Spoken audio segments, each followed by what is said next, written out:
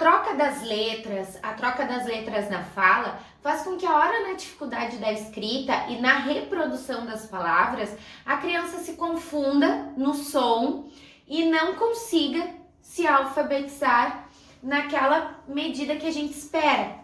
Aí alguns pais, né, quando o professor diz assim, olha, acho que teu filho, quem sabe, precisa ir na fono, acha que a prof tá se metendo, que meu filho tem a língua presa, que não sei o que, blá, blá, blá. Não, a prof, ela tá preocupada com o desenvolvimento no processo de alfabetização. E por isso essas 3 perguntas de chupar bico, tomar mamadeira e dormir na cama dos pais, elas são tão importantes. Porque o primeiro, o bico ele afeta a oralidade da criança. Ele afeta com que a criança tenha uma fala 100% desenvolvida. A minha filha não chupou o bico até 1 ano e meio. Ela tomou mamá de seio, né, amamentação, até 1 ano e meio. E por uma insistência minha, eu achava que isso iria acalmá-la, eu dei o bico para ela. E hoje a gente está no processo de tirar o bico. Por quê? Nós já levamos ela ao dentista e a dentista já falou que já está deixando a parte, né, odontológica dela já com algumas dificuldades. E se a gente percebe, eu olhando ela, às vezes o L sai com um pouco mais de dificuldade, às vezes o R. Claro que o processo de fala de algumas letras, né, ele demora um pouco mais que algumas outras. Mas quando a criança entra na escola, esse processo já está quase no final. Ele já está quase completinho, entre 5 e 6 anos de idade. Se ela continuar chupando o bico, vai afetar ainda mais esse processo de fala dela. Então é importante que antes que a criança entre na escola, para que ela tenha a sua oralidade sem ter nenhum problema, né? Que ela não tenha nenhuma falha ou dificuldade, que ela tenha largado o bico para o desenvolvimento da sua fala. Quando ela falar as palavrinhas, ela falar árvore, ela consiga perceber o som de todas as letras que ela tá falando, que quando ela fecha os olhos e ela fale árvore, ela consiga perceber esse som a partir do que ela fala.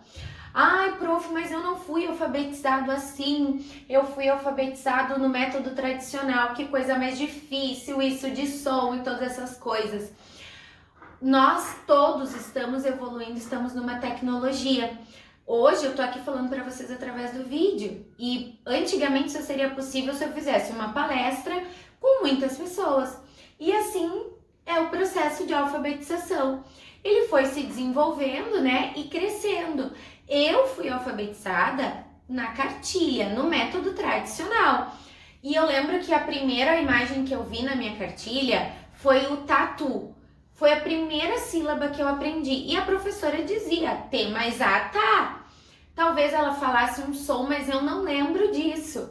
E eu lembro do coco, de palavras assim, e nós fomos. Só que quando eu me tornei professora, quando a minha irmã se tornou professora, os métodos já estavam evoluindo, já estavam falando da psicogênese da linguagem, já estavam falando do método fônico, o método fonológico, consciência fonológica, os sons das letras. Então, tudo isso são métodos evolutivos de ensino. E o seu filho, ele está entrando nesse método evolutivo de ensino. E por isso a fala dele precisa estar bem. A fala ele precisa... Minha mãe dizia isso quando a gente era criança e talvez ela não soubesse porque não tinha isso, como eu tô falando para vocês agora, consciência fonológica, não tinha método de sons e psicogênese da linguagem e todas essas coisas. Ela dizia assim, minha filha, articula bem os fonemas. O que é articular bem os fonemas? É falar as palavras claramente em partes, para que consiga ouvir. E ela já estava trabalhando o método de escuta, né? O método de fala e escuta para que a criança, eu, escrevesse corretamente. Então, articule bem os fonemas. Fale clareza para que o outro possa se perceber. E quando a criança ela fala com clareza, ela consegue perceber melhor os sons. E para ela falar com clareza, nós precisamos ajudá-la. E uma das coisas é que ela utilize o Bibi até, no máximo, 2 ou 3 anos de idade. Como eu disse, isso vai de cada família, é um processo de escolha familiar. Não é o que dita, são dicas para que a gente possa desenvolver o processo de alfabetização com êxito de cada criança. Segunda coisa, mamadeira. Mamadeira está ligada à autonomia. Então vamos lá, falando de mim. A mamadeira, ela dá autonomia infantil. Quando a gente pega, faz o mamar do nosso filho e entrega para ele, ele tá recebendo o quê? Tudo pronto, não é verdade? Isso mesmo. Assim era eu. Eu chegava na escada, eu acordava, dava um grito e dizia: "Vó, quero meu mamar!" E a minha avó vinha e trazia o meu mamar e eu recebia com a maior alegria, porque não tem coisa mais boa que receber um mamar da avó, né? E memórias afetivas, todos esses processos. Mas quando eu entrei na escola, isso parou. Eu lembro de tomar o Nescauzinho, o leitinho, já no copo ou na xícara e ir para a escola. Não sei o porquê que a minha mãe e a minha avó resolveram mudar da mamadeira pro copo quando eu entrei na escola, mas eu tenho certeza que isso ajudou quando eu entrei na escola a minha autonomia. Porque eu tinha que fazer o meu leite, eu me levantava, eu precisava trocar de roupa, eu precisava descer até a mesa, sentar e tomar o meu Nescau, o meu leite, E aí, isso foi desenvolvendo a minha autonomia. Quando o nosso filho chega na escola, a gente tem alguns choques. Além da fala, o segundo choque é a autonomia, que a professora vai dizer para ele: "Filho, aluno querido, você precisa guardar as suas coisas na mochila." E ele não está acostumado, porque ele acorda antes de vir, ele só toma um mamazinho, ele não precisa arrumar a mochila dele, ele senta quase dormindo, ou ele acabou de almoçar e não escovou os dentes. Então são autonomias na rotina. E chega na escola, tem uma rotina, ele precisa ter uma autonomia e aquilo vai indo que a gente vai acabando percebendo que a criança não está desenvolvendo.